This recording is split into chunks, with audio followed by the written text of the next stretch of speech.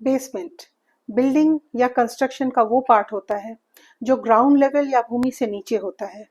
भूमि के नीचे होने के कारण यहाँ पर natural air, natural light and most importantly प्राणदायक सूर्य की किरणों से ये वंचित रह जाता है। क्या आप जानते हैं, बृहद संहिता के अनुसार बेसमेंट कंस्ट्रक्शन करना वास्तु का एक कठिन कार्य होता है।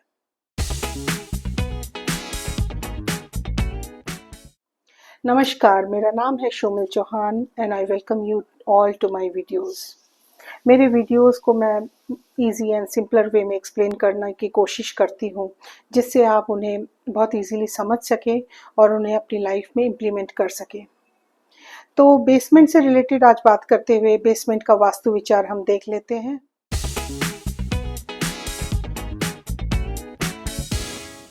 तो आइए इसे समझ लेते हैं थ्रू एक फ्लोर लेआउट डायग्राम। इसके प्राइमरी डायरेक्शंस मैंने मार्क कर लिए, नॉर्थ, साउथ, ईस्ट और वेस्ट। तो बृहद संहिता के अनुसार वास्तुशास्त्र में जो वास्तु पुरुष होते हैं उनके अति मर्म स्थान ब्रह्म स्थान पर कोई वेद नहीं होना चाहिए, नहीं तो इसमें दुष्परिणाम होता है। ब्रह्म स्थान ये मार्क्ड है, ये ब्रह्म स्थान है। यहाँ पे कोई पिलर कंस्ट्रक्शन कुछ भी नहीं होना चाहिए, इसको खाली छोड़ना चाहिए।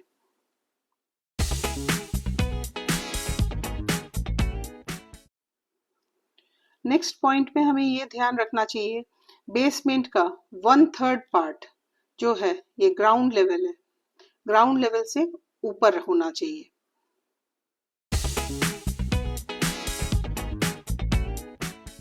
नेक्स्ट रहेगा साउथ वेस्ट, और साउथ और वेस्ट ये हेवी होना चाहिए। साउथ वेस्ट जो है वो वहाँ पे कोई हेवी फर्नीचर या इक्विपमेंट्स या मशीनरीज यहाँ पर साउथ वेस्ट की डायरेक्शन में होना चाहिए, और नॉर्थ नॉर्थ ईस्ट हमेशा हल्का होना चाहिए।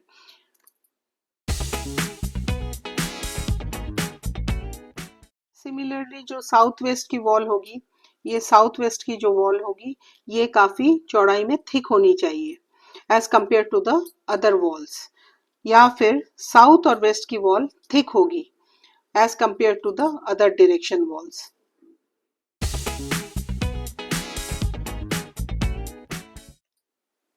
नेक्स्ट पॉइंट आपको ध्यान रखना है कि बेसमेंट के नॉर्थ और ईस्ट में विंडोज होंगे, more and more natural light ताकि यहाँ पर आ सके।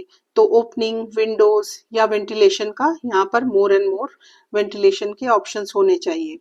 और साउथ और वेस्ट पार्ट जो है उसमें कम से कम वेंटिलेशन का वो रखना चाहिए।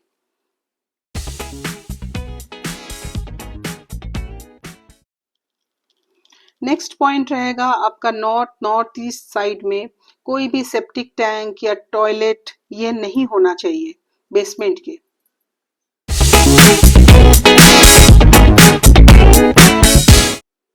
बेसमेंट ग्राउंड लेवल से नीचे होने के कारण यहाँ पर natural air, natural light restricted होती है, जिससे यहाँ पर नेगेटिव एनर्जीज बनती हैं।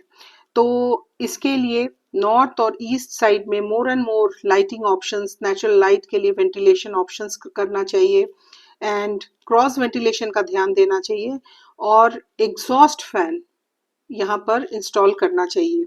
और साथ ही साथ थ्रू आउट द डे यहाँ पर लाइटिंग होती रहनी चाहिए, लाइट एक बल्ब या कोई भी लाइट जलनी चाहिए थ्रू आउट द डे।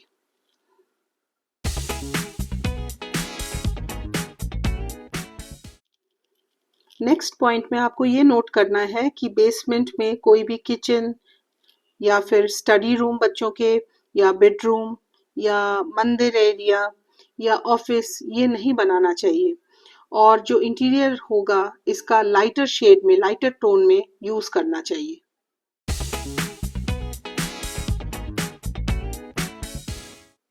तो नेक्स्ट एंड कंक्लूडिंग पॉइंट ये रहेगा कि प्लॉट के किस रीजन में आप बेसमेंट का कंस्ट्रक्शन कर सकते हैं। तो ये रहा प्लॉट का एक लेआउट, प्लॉट के नॉर्दर्न पार्ट और ये रहा eastern part. North and east के इन पार्ट्स पे आपको बेसमेंट का कंस्ट्रक्शन करना चाहिए। तो ये थे बेसमेंट वास्तु के कुछ पॉइंटर्स। यदि आप चाहते हैं कि रेसिडेंशियल वास्तु में कोई और टॉपिक पे हम बात करें तो आप कमेंट सेक्शन में जाकर मेंशन कर दीजिएगा, क्योंकि अभी रेसिडेंशियल वास्तु का ही सीरीज चल रहा है तो हम रेसिडेंशियल वास्तु ही डिस्कस कर रहे हैं। So thank you so much for watching. Please keep watching. Please subscribe my channel and thank you. Thanks. Namaskar.